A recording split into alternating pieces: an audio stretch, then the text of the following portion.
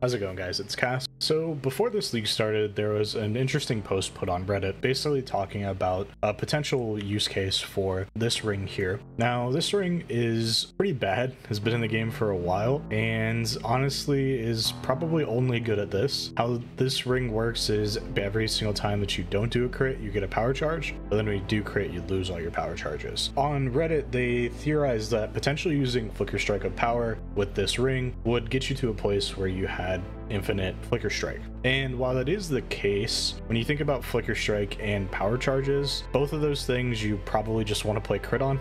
So the idea of playing a build that does not crit in order to permanently sustain power charges didn't really seem like it was going to be all that great.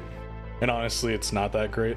I did want to at least try to find a way that I could make this build work, and I think I have gotten to a place where it's like pretty okay. What I'm doing is I'm playing Flicker Strike, but I'm playing non-crit, obviously, for this interaction to work. And when you think about non-crit abilities, one of the best things you can do is things with ailments, most likely poison, which is exactly what I'm doing. I haven't really thought of any other use cases for Echo Forge. I just decided to try and use it in this build, and it actually is like pretty decent. On top of that, we have Asnai's Gentle Touch, so we explode a bunch of stuff around us. Then overall, we're just doing like the normal Slayer stuff where we have a bunch of frenzy charges. But basically, this is just like a poisonous concoction character that I threw together pretty fast to try and test out this build, just to see how it was. It's not that great at really anything.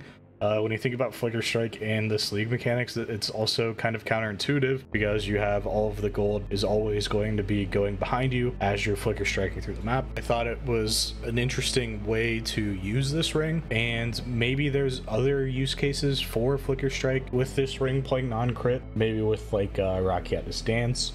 But I still think even in those situations that crit's almost always going to be better. Thought I'd still make the video anyway, just to show off this interaction and potentially to spark the interest in someone else moving with this interaction a little bit further and finding something more powerful. This build does have the potential to be like pretty close to like 15 to 20 million DPS if you drop some of the nodes on the tree and some of the survivability and just go straight into damage, adding in some more cluster jewels potentially. But honestly, I don't think we're ever going to be in a situation where poison Flicker Strike is going to be that great of a build overall. And even if you got to a point where it was dot cap, you're still doing less damage than most crit Flicker Strike builds anyway. But even for the investment, this build is kind of just an okay build to do T16s and pretty much anything under T17s you can do with this build pretty easily. I think in the next week or so, I'm going to be making a video talking about Poisonous Concoction, a Bouncing Slayer, which is what I league started and what I had been playing on this character prior. That build was absolutely disgusting.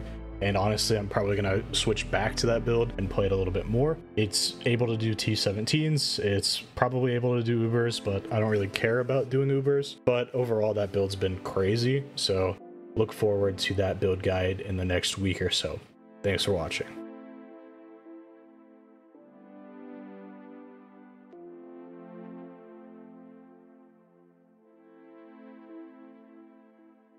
You fight well. Partake of this bounty. Ha! I can truly fight at full strength against you.